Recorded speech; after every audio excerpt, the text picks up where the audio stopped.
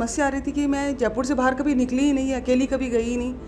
लेकिन मैंने मन्नू को बोला, नहीं, अगर ड्यू हिंदू कॉलेज जैसे कॉलेज में हो रहा है तो मैं ज़रूर तेरे साथ जाऊँगी, मैं शिफ्ट होंगी यहाँ से। आप खुद आई इनके साथ? मैं अकेली खुद इसी के साथ में आई और मैं यहाँ पर मूव करी और हम लोग रूम लेके यहाँ पर रहे। लेकिन थोड़ा सा मेरे को ये स्ट्रगल थोड़ा सा अजीब सा लग रहा था कि मैं इसको मैनेज कर पाऊँगी। मैं था, अगर मैं उस टाइम पे थोड़ी सी हिम्मत दिखा के टीचर को बोल देता और बच्चों को बोल देता तो जो चीज़ें करनी पड़ी वो शायद नहीं करनी पड़ती। फिर धीरे धीरे विजन और कम होता गया। फिर जब अलग अलग हॉस्पिटल्स, एम्स में गए, गंगाराम में गए, एसएमएस में गए, तब डॉक्टर्स ने बताया कि रेटिना में एक प्रॉब्लम है, रेटिनाइटिस पिगमेंटोसा। इसमें रेटिना के जो सेल्स होते हैं, रॉड एंड कोन सेल्स, वो धीरे धीरे टाइम के साथ डिजेनरेट होते जाते हैं और विजन धीरे धीरे जाती है।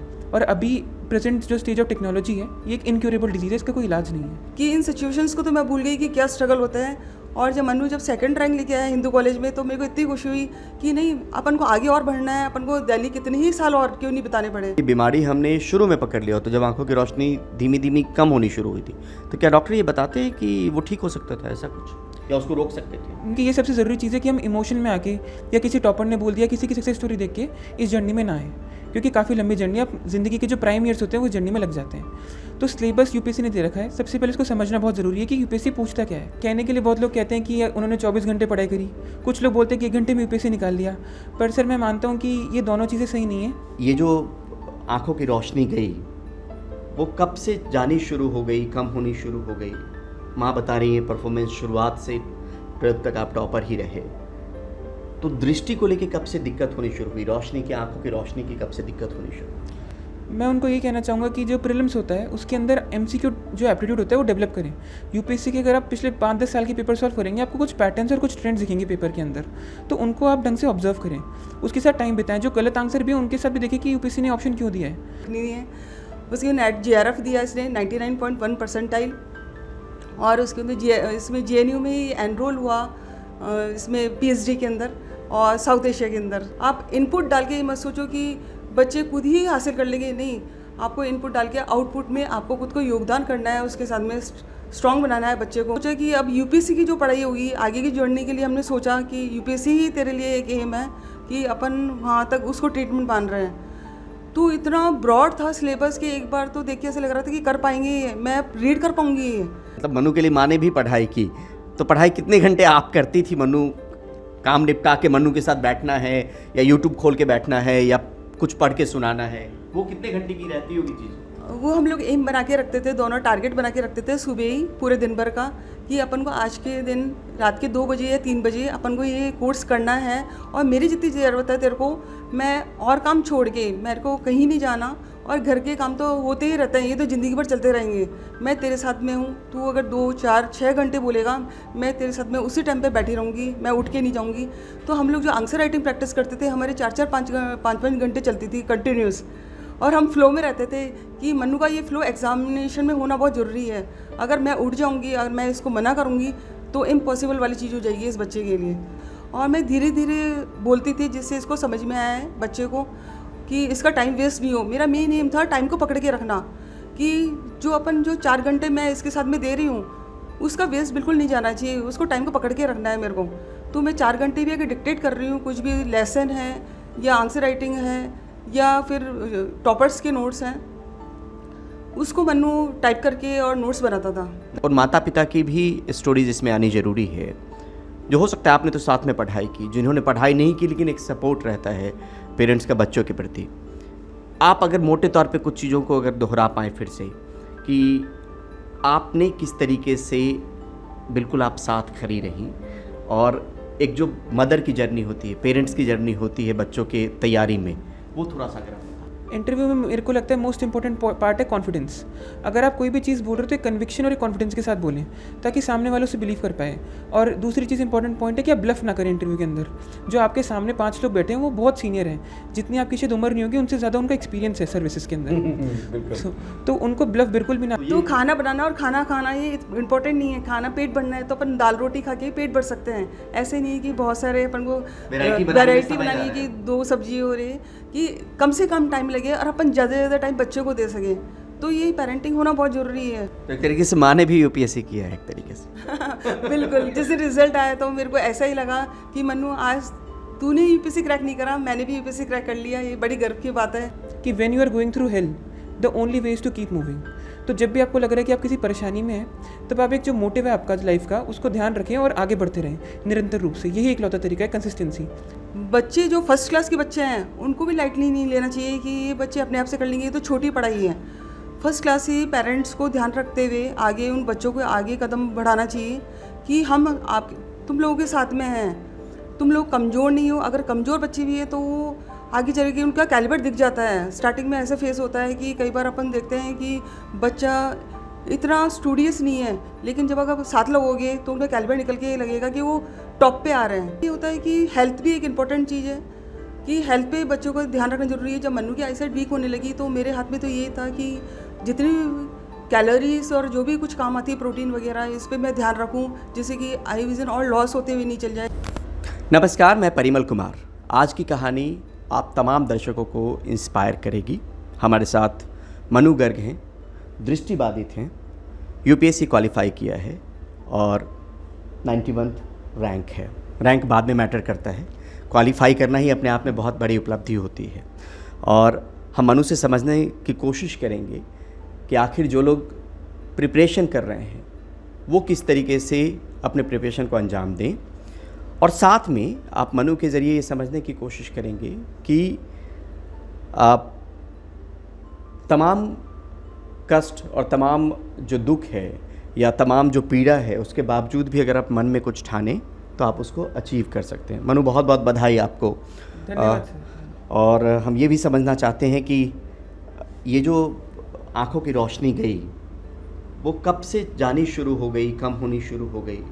माँ बता रही है परफॉर्मेंस शुरुआत से 12th तक आप टॉपर ही रहे, तो दृष्टि को लेके कब से दिक्कत होनी शुरू हुई? रोशनी की, आंखों की रोशनी की कब से दिक्कत होनी शुरू हुई? सर पूरे स्कूल टाइम पे जब मैं था तब मैं खुद से अपना सारा काम करा करता था, जैसे नोट्स बनाना हो या फिर ब्लैक बोर्ड से देख के खुद से कॉपी में लिखना हो, रीडिंग लगाना हो।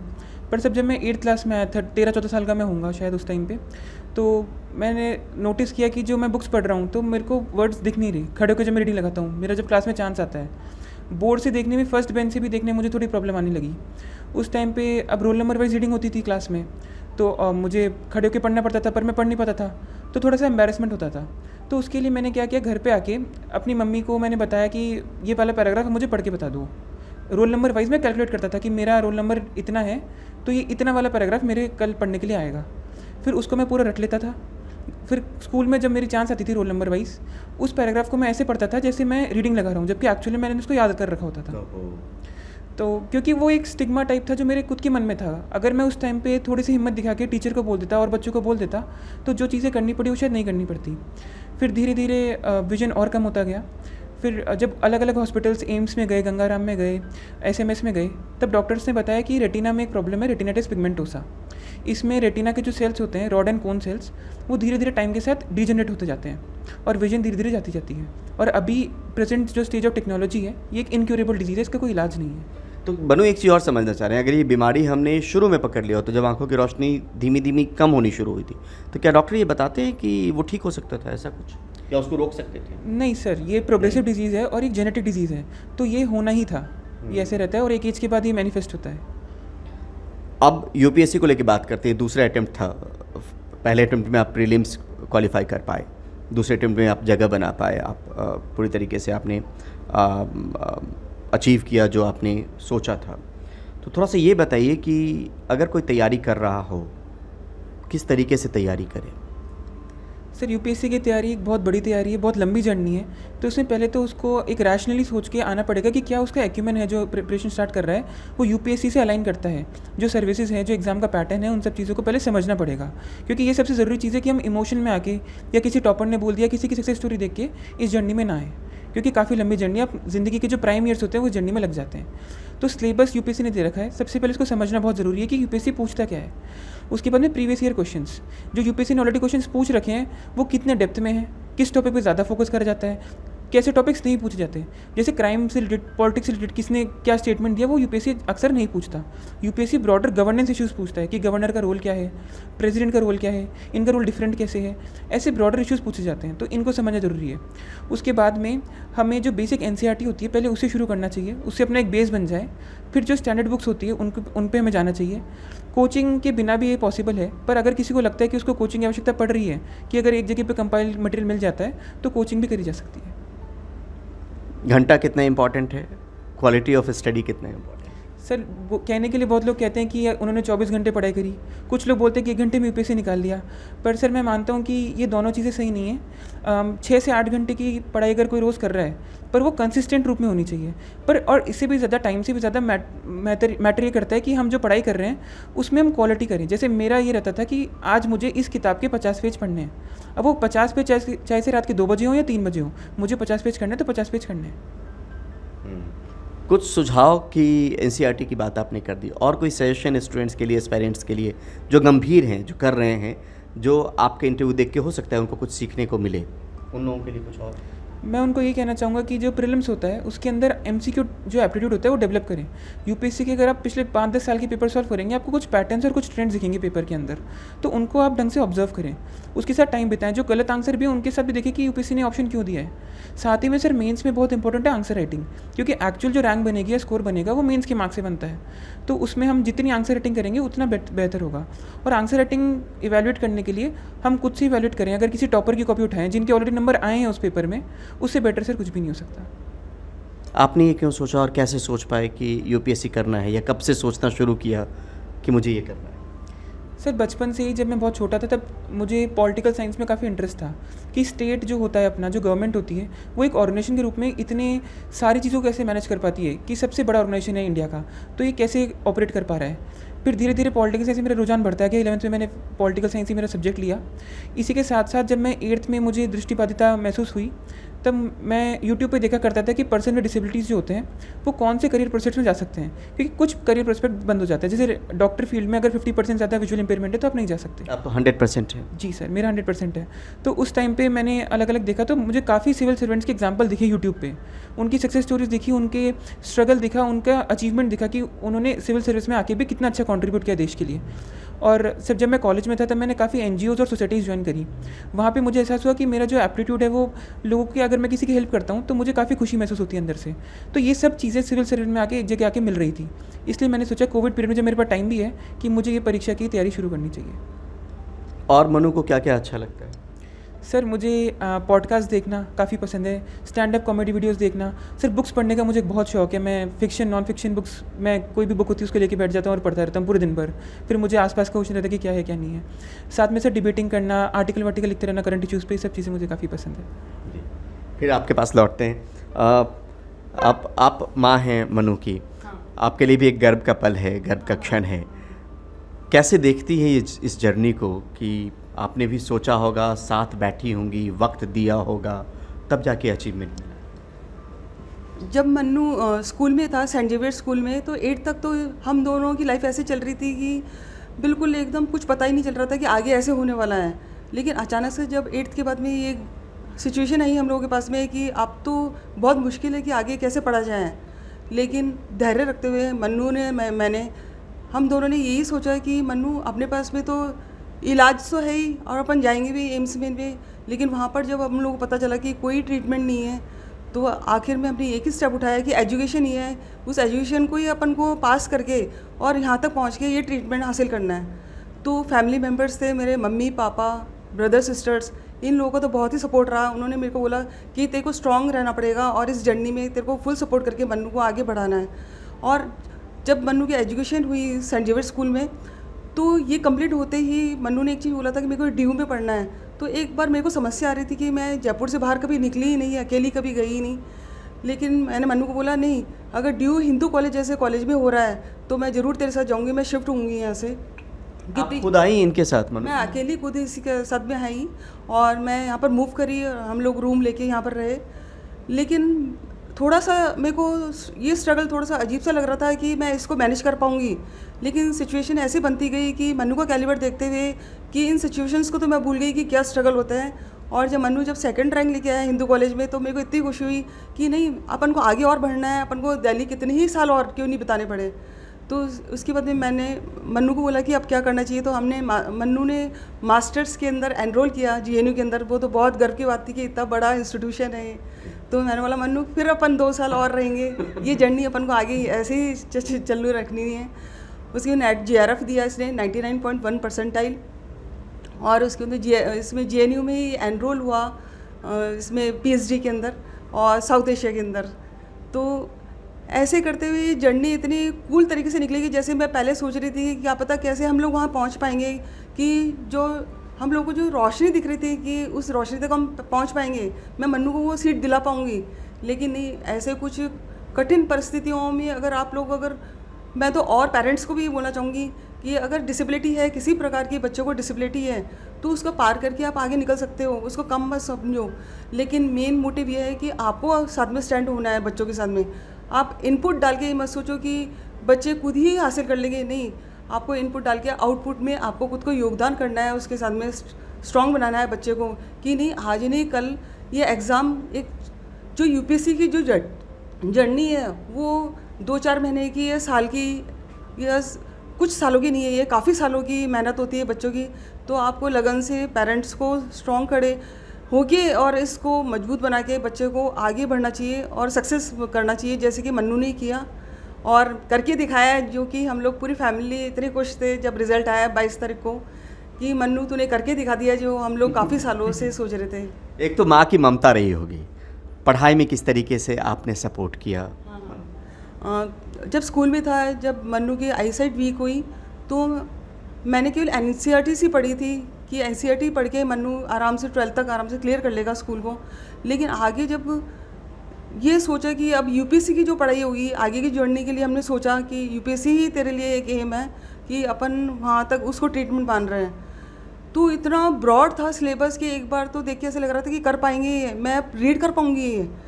लेकिन नहीं, रीड नहीं, वो जो ब्रॉड जो सिलेबस लग रहा था वो इम्पॉसिबल से पॉसिबल में आ गया। कि मन्नू को इतनी टेक्निक्स मिली दिल्ली में आके, उस टेक्निक को फॉलो किया कि मेरे को तो केवल आंसर राइटिंग और जो होती है मेंस की और जो टॉपर्स की कॉपीज़ होती है वो रीड करनी पड़ी मेरे को, और उससे इसने नोट्स बनाए अपने टाइप करके। और मतलब कि इसने इतना शो ही नहीं करा कि मेरे में कोई इतनी परेशानी है, बस मेरे को थोड़ा थोड़ा रीड करते हुए जाना था, और बाकी का तो इसने खुद से ही अपने आप से सुना के और ये सब कुछ क्रैक किया। माँ के लिए मन्नू भी मतलब मन्नू के लिए माँ ने भी पढ़ाई की, तो पढ़ाई कितने घंटे आप करती थी? मन्नू काम निपटा के मन्नू के साथ बैठना है, या यूट्यूब खोल के बैठना है, या कुछ पढ़ के सुनाना है, वो कितने घंटे की रहती होगी चीज़? वो हम लोग एम बना के रखते थे, दोनों टारगेट बना के रखते थे सुबह ही पूरे दिन भर का, कि अपन को आज के दिन रात के 2 बजे या 3 बजे अपन को ये कोर्स करना है, और मेरी जितनी ज़रूरत है तेरे को, मैं और काम छोड़ के मेरे को कहीं नहीं जाना, और घर के काम तो होते ही रहते हैं, ये तो ज़िंदगी भर चलते रहेंगे। मैं तेरे साथ में हूँ, तू अगर 2, 4, 6 घंटे बोलेगा, मैं तेरे साथ में उसी टाइम पे बैठी रहूँगी, मैं उठ के नहीं जाऊँगी।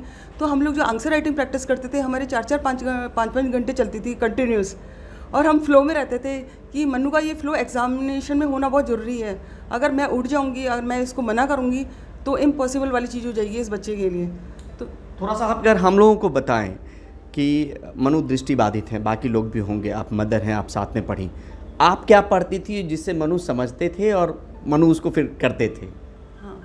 हाँ, मैं जो भी इसके नोट्स होते थे, हैंड रिटन नोट्स, वो पढ़ के मनु को सुनाती थी। अगर मनु ये बोलता था कि एक बार दोबारा से रिपीट करने के लिए, तो मैं उसको दोबारा रिपीट करती थी, खुद से समझता था उसको अच्छे से, और मैं धीरे धीरे बोलती थी जिससे इसको समझ में आया है बच्चे को कि इसका टाइम वेस्ट नहीं हो। मेरा मेन एम था टाइम को पकड़ के रखना, कि जो 4 घंटे मैं इसके साथ में दे रही हूँ, उसका वेस्ट बिल्कुल नहीं जाना चाहिए, उसको टाइम को पकड़ के रखना है मेरे को। तो मैं 4 घंटे भी अगर डिक्टेट कर रही हूँ, कुछ भी लेसन है या आंसर राइटिंग है या फिर टॉपर्स के नोट्स हैं, उसको मन्नू टाइप करके और नोट्स बनाता था। तो इस तरह से हम लोग करते रहते थे, और ये फ्लो हमारा चलता रहा जब तक कि मन्नू का रिजल्ट नहीं आया। हमारे दिमाग में तो यही था कि मन्नू अगर क्रैक नहीं हुआ तो वापस से अपने ऐसी जर्नी रखनी है आगे।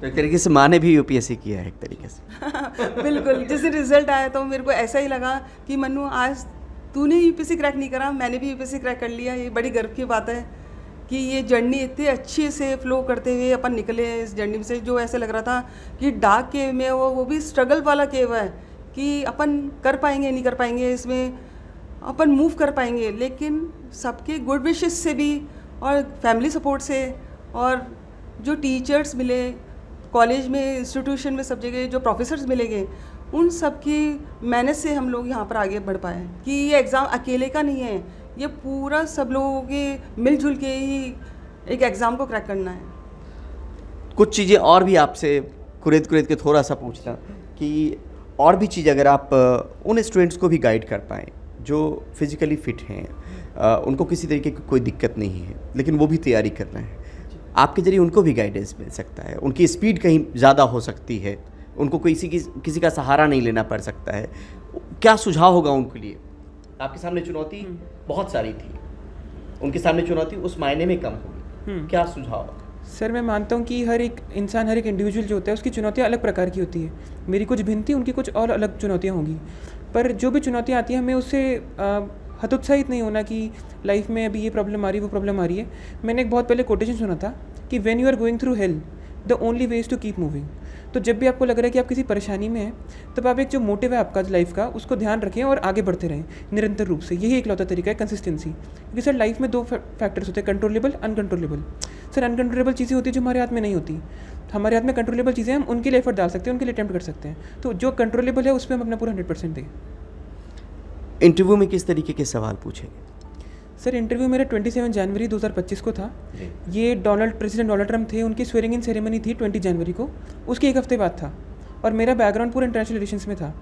तो मेरे पे काफ़ी क्वेश्चन प्रेसिडेंट डोनाल्ड ट्रंप के आए थे कि जैसे एक क्वेश्चन मुझे अभी तक याद है कि प्रेसिडेंट डोनाल्ड ट्रंप ग्रीनलैंड खरीदना चाहते हैं, तो अगर आप इंडिया के पर्सपेक्टिव से कोई अगर लेना चाहेंगे, ज़मीन खरीदना चाहेंगे, तो कौन सी ज़मीन होगी? तो सर इसका आंसर मैंने दिया था कि मैं स्ट्रेट ऑफ मलक्का है चाइना के पास में, तो चाइना को चेकमेट करने के लिए वो लूँगा, या फिर वखान कॉरिडोर है अफगानिस्तान के पास में, इन दोनों में से कोई लेना चाहूँगा।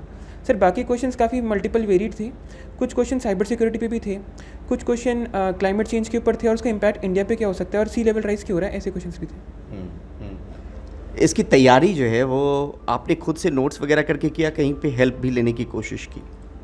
सर इंटरव्यू में मोस्टली एक डैफ होता है, डिटेल एप्लीकेशन फॉर्म, उसमें हमें अपना पूरे जीवन का जो भी सार है वो लिखना पड़ता है। उसमें हॉबीज़, अचीवमेंट्स, जो भी आज तक इंटरेस्ट्स हैं वो सब लिखने होते हैं, उनको ढंग से प्रिपेयर करना पड़ता है। क्योंकि अगर अपन यूपीएससी को लिख के दे रहे हैं कुछ हमारे बारे में कि हमें इसमें इंटरेस्ट है, तो मैं तो वो चीज़ तो एटलीस्ट डिटेल में पता होनी चाहिए, वो एक्सपेक्टेड है हमसे। इसकी प्रिपरेशन के लिए सर मैंने उन जो भी टॉपिक्स मैंने लिखे थे उन पर डिटेल रिसर्च करी थी, उन पर नोट्स बनाए थे टाइप करके। साथ ही में कुछ कोचिंग्स में जाके, वहाँ पे मॉक इंटरव्यूज़ होते हैं फ्री ऑफ कॉस्ट, उसे मैंने एनरोल करके वहाँ पे मॉक इंटरव्यू दिया था ताकि कॉन्फिडेंस मेंटेन रहे एक्चुअल इंटरव्यू में। तो उसका फ़ायदा मिला आपको इंटरव्यू? जी सर, काफ़ी क्वेश्चंस रिपीट भी होते हैं क्योंकि उस टाइम पे जो न्यूज़ में चल रही होती है एक्चुअल इंटरव्यू में उन पे ही क्वेश्चंस पूछे जाते हैं, तो बहुत हद तक क्वेश्चंस का आइडिया लग जाता है कि किस प्रकार से क्वेश्चन पूछे जा रहे हैं। तो ब्रॉडर प्रॉस्पेक्ट में जो चीज़ें आप लिखते हैं वो तो हो गया, या क्या क्या चीज़ें और आपको ठीक से तैयारी रखनी चाहिए इंटरव्यू के पॉइंट ऑफ व्यू से? इंटरव्यू में मेरे को लगता है मोस्ट इंपॉर्टेंट पार्ट है कॉन्फिडेंस। अगर आप कोई भी चीज़ बोल रहे हो तो एक कन्विक्शन और एक कॉन्फिडेंस के साथ बोलें ताकि सामने वालों से बिलीव कर पाए। और दूसरी चीज़ इंपॉर्टेंट पॉइंट है कि आप ब्लफ ना करें इंटरव्यू के अंदर। जो आपके सामने 5 लोग बैठे हैं वो बहुत सीनियर हैं, जितनी आपकी शायद उम्र नहीं होगी उनसे ज़्यादा उनका एक्सपीरियंस है सर्विसेज के अंदर। तो उनको ब्लफ बिल्कुल भी ना करें और जितना ऑनेस्टली हो सकता है उतना ऑनेस्टली जवाब दें। अगर कोई आपको जवाब नहीं भी आता आपको उसके लिए पेनलाइज नहीं किया जाएगा, आप सॉरी बोल के या फिर आपको नहीं पता ये चीज़ बोल के आगे बढ़ सकते हैं। पहली बार प्रीलिम्स निकला तो उस वक्त आगे फिर आप नहीं कर पाए, तो क्या कुछ लगा कि डिमोटिवेट भी हो रहे हैं या कि ये क्या हो गया, या मैं कर सकता हूँ कि नहीं कर सकता हूँ? अगर आप बताएं तो इससे भी प्रेरणा मिलेगी बच्चों को। सर पूरी एकेडमिक जर्नी में मेरा परफॉर्मेंस था काफ़ी अच्छा था। हाँ। मेरी टॉप रैंक्स ही आती थी, तो मुझे यूपीएससी भी लगता था कि यार यूपीएससी भी क्या ही चीज़ है, ये भी निकल ही जाएगा। पर यूपीएससी हम्बल डाउन कर देता है सबको, मुझे भी किया उसने, उसके अपने तरीके हैं। तो पहला प्रीलिम्स निकला तब मुझे और हो गया कि प्रीलिम्स निकल के पहली बार में प्रीलिम्स ही नहीं निकलता लोगों का, तो मेंस तो फिर आंसर राइटिंग करते भाई रहे बचपन से, आंसर तो लिखते ही हैं, हो ही जाएगा। पर मेरा सर 40 मार्क्स से रह गया मेंस, तो उस टाइम पे बहुत डिसअपॉइंटमेंट हुआ क्योंकि मेरा पहला एग्जाम था लाइफ का जो मेरा क्वालिफाई नहीं हो पाया। तो मुझे लगा कि शायद यूपीएससी, फिर मैंने अदर एक्सट्रीम पे चला गया कि ये तो हो ही नहीं सकता एग्ज़ाम। पहले लगता था ये तो हो ही जाएगा, अब लगा कि ये तो हो ही नहीं सकता, ये तो बहुत ही कोई टफ चीज़ है और शायद मेरा कैलिबर ही नहीं है कि मैं यूपीएससी के भी कर पाऊँ। पर सब मम्मी का सपोर्ट था। उन्होंने बोला कि और बहुत लोगों के एग्जांपल्स दिए, उन्होंने बताया कि अभी तक अच्छा कर रहा है तो आगे भी अच्छा करेगा, हम इम्प्रूव करेंगे, साथ में और बैठेंगे और जो इम्प्रूवमेंट्स है वो सब चीज़ें करेंगे, स्ट्रैटेजी चेंज करेंगे, लोगों से एडवाइस लेंगे कि उन्होंने क्या बेटर किया। ऐसे करके फिर चेंज लेके आया। नेक्स्ट अटैम्प्ट दिया दोबारा प्रीलिम्स हो गया, मेंस में अब की बार और मेहनत करी और आंसर राइटिंग करी और सर फिर आपके सामने 91 रैंक आ गई। क्या लगता है कि आपको बच्चों को, माता पिता को बच्चों को ये भी सिखाना चाहिए कि हारना भी एक्सेप्ट करें? जी सर, ये बहुत इंपॉर्टेंट पॉइंट है कि life is full of ups and downs. अगर अप्स आएंगे तो डाउन्स भी आएंगे ही आएंगे, वो पार्ट ऑफ लाइफ है, दोनों पार्ट ऑफ सेम कॉइन है, एक कॉइन के ही दो पहलू हैं। तो अगर किसी को भी फेलियर मिलता है तो फेलियर को एज ए फेलियर ना देखें, उसको लर्निंग अपॉर्चुनिटी देखें। मुझे लगता है कि अगर मेरा पहली बार में सिलेक्शन हो भी जाता तो जो एक्सपीरियंस मुझे पिछले 1 साल में देखने को मिले हैं, जो मैंने मेहनत करी है, जो भी चीज़ें मुझे सीखने को मिली, शायद उन चीज़ों से मैं वंचित रह जाता। तो उस एक्सपीरियंस, वो भी एक पार्ट ऑफ लाइफ है, उससे भी आपको कुछ एक्सपीरियंस, कुछ ना कुछ लर्निंग ज़रूर मिलेगी, तो उसको एक पॉजिटिव सेंस में लें। आपसे भी बात, पेरेंटिंग की बात हम अक्सर अपने प्लेटफॉर्म पे करते हैं किडोक्रेसी पे। पेरेंटिंग मतलब कैसे परवरिश आप कर रहे हैं, आपने कैसे पेरेंटिंग की शुरुआत से, क्योंकि मनु टॉपर रहे तो उसमें भूमिका आपकी भी रही होगी, क्योंकि कई बार हम ये एक्सपेक्ट कर लेते हैं आज बच्चों से कि स्कूल में हमने डाल दिया, होमवर्क आ गया, बच्चे ने खुद से बना लिया, हमारी जिम्मेदारी ख़त्म हो गई। एज ए मदर आप किस तरीके से, जब आंखों की रोशनी थी भी और जब आंखों की रोशनी धीमी धीमी जानी भी शुरू हुई, एज ए मदर आप किस तरीके से रोज़ाना एक हैबिट में रहा होगा कि मनु के पास बैठना है? एज ए तमाम मदर को, तमाम पेरेंट्स को जो आप बताना चाहेंगे। एज ए मैं मन्नू की पेरेंट हूँ, सिंगल पेरेंट हूँ मैं, तो जितने भी जो बच्चों के पेरेंट्स हैं सेम ही सिचुएशन है मेरे जैसे, मैं तो अलग से नहीं हूँ, सेम मन्नू की पेरेंट हूँ मैं। लेकिन मैं बताना चाहूँगी कि जो बच्चे जो फर्स्ट क्लास के बच्चे हैं उनको भी लाइटली नहीं लेना चाहिए कि ये बच्चे अपने आप से कर लेंगे, ये तो छोटी पढ़ाई है। फर्स्ट क्लास से पेरेंट्स को ध्यान रखते हुए आगे उन बच्चों को आगे कदम बढ़ाना चाहिए कि हम आप तुम लोगों के साथ में हैं, तुम लोग कमज़ोर नहीं हो। अगर कमज़ोर बच्चे भी है तो वो आगे चल के उनका कैलिबर दिख जाता है। स्टार्टिंग में ऐसा फेस होता है कि कई बार अपन देखते हैं कि बच्चा इतना स्टूडियस नहीं है, लेकिन जब अगर साथ लगोगे तो उनका कैलिबर निकल के लगेगा कि वो टॉप पे आ रहे हैं। तो ये बच्चों का ध्यान रखना बहुत ज़रूरी होता है। आप स्टार्टिंग के फेज से ही बच्चों पे ध्यान रखिए, उनसे पूछिए स्कूल में कैसे क्या हो रहा है। स्कूल में जाइए, आप स्कूल में जाके टीचर से पूछिए कि ये बच्चा हम लोगों का कहीं पे कुछ स्थिति ऐसी आ रही है कि हम लोग और ध्यान रखें, क्लास मतलब कि क्लास में ध्यान रखा जाए। आप कोऑर्डिनेशन बनाइए टीचर से जाके। उसके बाद में ये होता है कि हेल्थ भी एक इम्पॉर्टेंट चीज़ है कि हेल्थ पे बच्चों को ध्यान रखना ज़रूरी है। जब मन्नू की आईसाइट वीक होने लगी तो मेरे हाथ में तो ये था कि जितनी कैलोरीज और जो भी कुछ काम आती है प्रोटीन वगैरह, इस पे मैं ध्यान रखूं, जिससे कि आई विज़न और लॉस होते हुए नहीं चल जाए। जितना मेरे हाथ में है मैं कर सकूं मन्नू के लिए। तो मैं यही बोलना चाहूँगी कि एग्जामिनेशन हो या जनरल डेली रूटीन का हो, बच्चों के साथ में आप लगे रहो इस तरह से कि आपका जो इम्पोर्टेंट वर्क है एक बार उसको भी छोड़ना पड़े, उसको आप छोड़िए, लेकिन बच्चे को साथ रखिए कि वो इम्पॉर्टेंट है आपकी लाइफ के अंदर, न कि अपनी लाइफ बनानी है, बच्चे की लाइफ बनानी है। जब बच्चे इस स्टैंड हो जाते हैं अपनी आंखों के सामने तो एक खुशी, ऐसी खुशी होती है कि शायद मेरे को लगता है जीवन में वो उस खुशी से ऊपर और कुछ नहीं है। आपने कहा भी ना कि पढ़ाई जब करवानी होती थी तो खाना तो होता रहेगा, खाना बना लिया हमने, उसके बाद मतलब बहुत ज़्यादा वैरायटी में नहीं लगना है, खाना बनाया और फिर हम अपने पढ़ाई में लग गए। हाँ। तो खाना बनाना और खाना खाना ये इम्पोर्टेंट नहीं है। खाना पेट भरना है तो अपन दाल रोटी खा के पेट भर सकते हैं। ऐसे नहीं कि बहुत सारे अपन को वैरायटी बनानी है कि 2 सब्जी हो रही, कि कम से कम टाइम लगे और अपन ज़्यादा से ज़्यादा टाइम बच्चों को दे सकें। तो ये पेरेंटिंग होना बहुत ज़रूरी है, क्योंकि मैंने देखा है पेरेंट्स अपने कामों में उलझे रहते हैं, ऑफिस में उलझे रहते हैं। तो अपना वो तो इम्पोर्टेंट है कि एक जो फाइनेंशियल है कंडीशन वो भी इम्पोर्टेंट है बच्चों के लिए कि टाइम से फाइनेंशियल, आप जब बच्चा आपके पास में पढ़ रहा है या बाहर आउटसाइड पढ़ने जा रहा है तो फाइनेंशियल तो होना ज़रूरी है, उसके बिना तो इम्पॉसिबल है।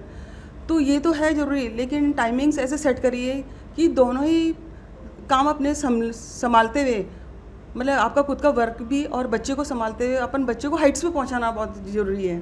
आप सिंगल पेरेंट भी रहीं, उसकी चुनौतियां भी अलग रही होंगी। आप सब कुछ खुद के दम पे ही करना, परिवार का जो साथ है वो तो है ही, लेकिन सिंगल पेरेंट की एक जर्नी अगर आप बताएं कि कितना मुश्किल था और साथ दे पाना, चीज़ों को करना। हाँ, as a single parent, Manu single child था तो ये भी अकेला था कि मेरे पास में सपोर्ट नहीं था कि इसका कोई छोटा ब्रदर सिस्टर कोई है।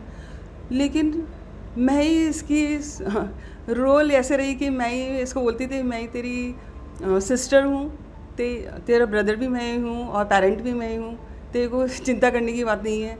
और फाइनेंशियली तो मेरे जो पेरेंट्स थे, मम्मी पापा और ब्रदर सिस्टर, उन लोगों ने हेल्प की मेरी जर्नी में कि मेरे को कुछ नहीं करना पड़ा फाइनेंशियली रूप से तो।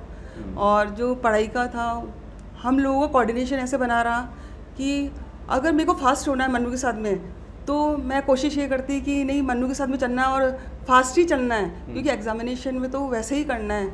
तो घर में मैं प्रैक्टिस करती हिसाब से कि अगर स्लो लिख रही हूँ तो मैं मन्नू के साथ में फास्ट लिखूँ, जिससे कि वहाँ पर उसका अच्छा परफॉर्म हो। तो इस तरह से रीडिंग भी मैं फास्ट ही करती थी, क्योंकि 2x पे सुनने की इसकी आदत थी, तो मैं 1x की थी। तो मेरा फ्लो नहीं टूटे, तो मैं 2x स्पीड से, और आज हम लोग दोनों ऐसे हैं कोऑर्डिनेशन बनाने से 2x मेरा भी हो गया। लिखने की भी स्पीड हो गई। और जैसे राइटिंग भी बहुत अच्छी होनी चाहिए एग्जामिनेशन में, तो राइटिंग का भी मैं पैटर्न ऐसे बना के चलती थी कि नहीं, जब मैं सेकंड बार रीडिंग लगाऊं तो मेरा फ्लो अच्छा बना रहे, 2x से भी ऊपर चल जाए कि मैं रुकावट नहीं हो मेरी कहीं पे, और स्पेलिंग मिस्टेक्स नहीं हो जिससे मैं प्रोनाउंसिएशन गलत कर पाऊँ, कि पता चले गवर्नमेंट बोलते तो मैं गारमेंट बोल दूँ उसको।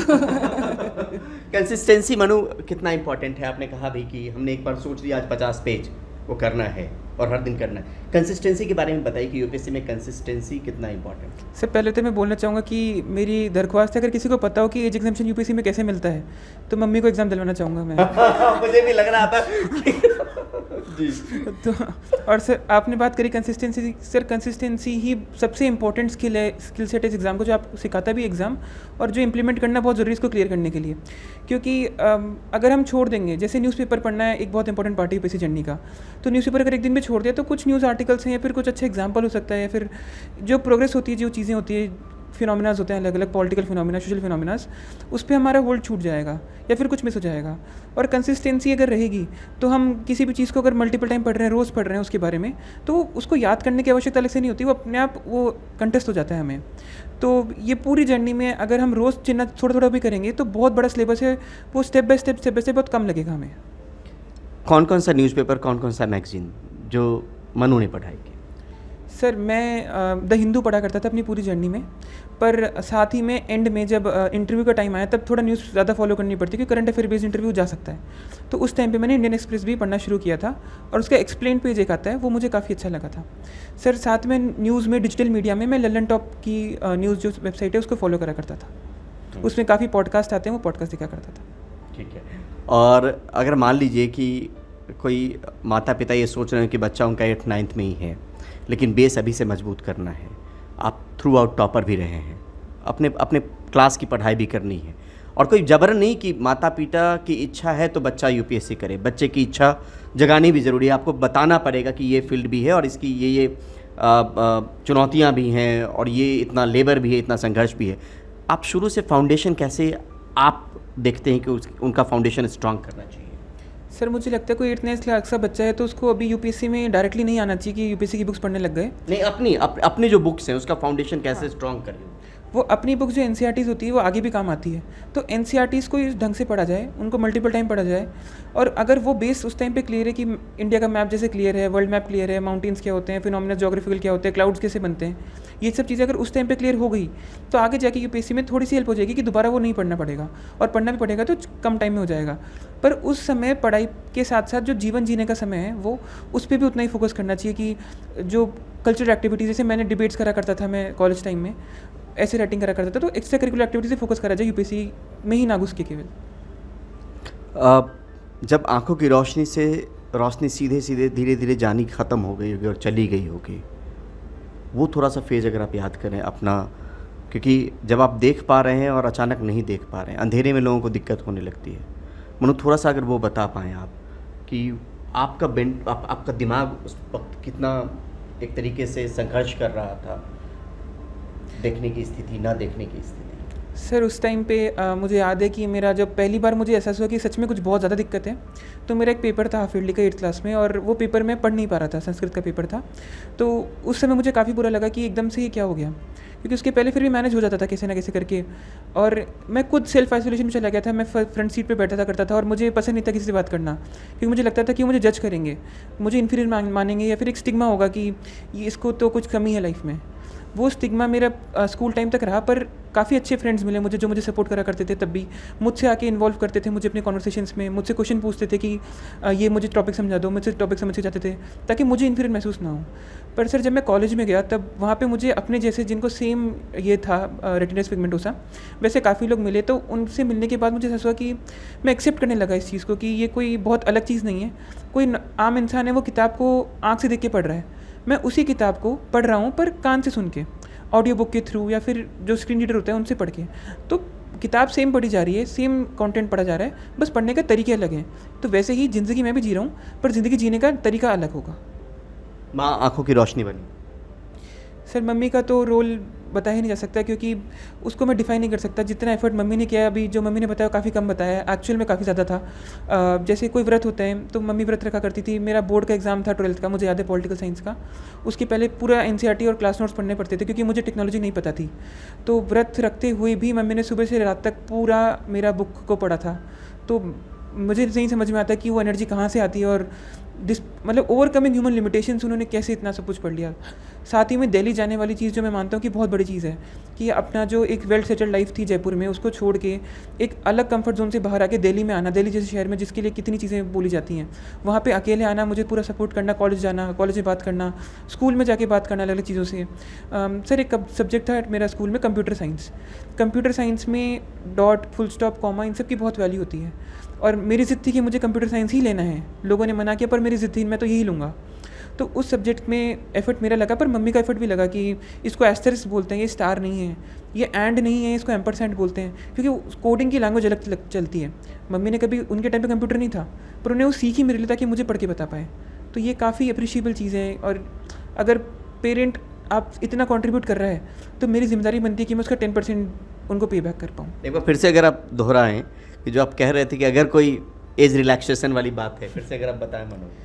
सर मैं ये कहना चाहूँगा कि अगर किसी को पता हो ऐसा कोई प्रोविज़न हो अगर UPSC में किसी और एग्ज़ाम में कि एज एग्जाम्पशन मिल जाता हो, तो मेरी मम्मी को मैं ज़रूर से UPSC दिलवाना चाहूँगा। और मेरे से बेटर रैंक शायद मम्मी ले आए क्योंकि मेरे से फिर भी थोड़ी कमी रह गई होगी, 91 रैंक है, मम्मी तो और टॉप 10 में आ सकती है। बात ख़त्म करते करते आपसे कुछ चीज़ें ये समझना चाह रहे हैं कि अक्सर हम लोग देखते हैं कि अमूमन जो लोग UPSC क्वालिफाई करते हैं उनका इंटरव्यू आता है। मेरे चैनल पे सोच मेरी थोड़ी दूसरी थी। मैंने कहा कि उन माता पिता की भी स्टोरीज इसमें आनी ज़रूरी है, जो हो सकता है आपने तो साथ में पढ़ाई की, जिन्होंने पढ़ाई नहीं की लेकिन एक सपोर्ट रहता है पेरेंट्स का बच्चों के प्रति। आप अगर मोटे तौर पे कुछ चीज़ों को अगर दोहरा पाएँ फिर से कि आपने किस तरीके से बिल्कुल आप साथ खड़ी रहीं और एक जो मदर की जर्नी होती है, पेरेंट्स की जर्नी होती है बच्चों के तैयारी में, वो थोड़ा सा अगर आप बताएं। बच्चों को अपने स्कूल लाइफ हो या कॉलेज लाइफ हो या पूरी UPSC की जर्नी हो, एक गाइड की ज़रूरत बहुत ज़रूरी है। वो एज अ पेरेंट हो या आप आउटसाइड से ले लो गाइड को, वो टाइम से उनको सपोर्ट करते रहे। डीमोटिवेट हो रहे हैं तो मोटिवेशन की तरफ आ जाएंगे बच्चे। अप एंड डाउन्स आ रहे हैं बहुत, मतलब कि ये जर्नी बड़ी टिपिकल है बच्चों की पढ़ाई की भी। तो मैं ये बोलना चाहूँगी कि जैसे मैं गाइड बन के रही मन्नू की जर्नी के अंदर, तो हर पेरेंट बन सकता है कि हर में कैपेबिलिटी है, मेरे में ही कैपेबिलिटी नहीं है ये। तो ऐसे जैसे मैंने किया है, हर बच्चे के साथ में अगर लगे रहेंगे पेरेंट्स तो सक्सेस जरूर होंगे। अगर बीच में फेलियर्स भी हो रहे हैं तो आप डीमोटिवेट मत होइए। ये मतलब कि पेरेंट्स की जिम्मेदारी है कि आप उनको ये मत बोलिए कि तू कर ही नहीं सकता है, उनको बोलिए कि तू करेगा, आज नहीं तू कल, लेकिन एक दिन तो कर पाएगा तू। तो उनके साथ में आप लगे रहेंगे ऐसे उसकी जर्नी के अंदर तो सक्सेस तो ज़रूर मिलेगी। फेलियर्स होने के बाद में सक्सेस मिलना तो और ही बढ़िया बात है। और जब मतलब कि स्ट्रगल्स के साथ में जब ये सक्सेस मिलता है तो बात ही क्या है। तो मतलब सुख में तो सभी रहते हैं। मैं तो बोलती हूँ जैसे जो जर्नी हम लोगों की बताई जा रही है, तो उस जर्नी से हम लोग जब ये UPSC मन्नू जो 91 रैंक लेके आया है, उसकी तो बात ही अलग है कि मैं उस पुरानी जो मेरी जर्नी रही है उसको तो भूल ही नहीं पा रही हूँ। मेरे को तो वो जो हम लोगों की जो जर्नी थी वो बार बार याद आती है कि अपन कैसे पढ़ते थे। और मेरे को बुक्स की तरफ निगाह जाती है बार बार कि बुक्स लेके बैठे मन्नू, ऐसे लग रहा है कि मैं अनएम्प्लॉयमेंट हो गई है। मुझे रोजगार मिल गया पर मम्मी बेरोजगार हो गई। बहुत बहुत बधाई, बहुत बहुत ढेरों शुभकामनाएं आपको। बहुत शुक्रिया। Thank you so much. Thank you.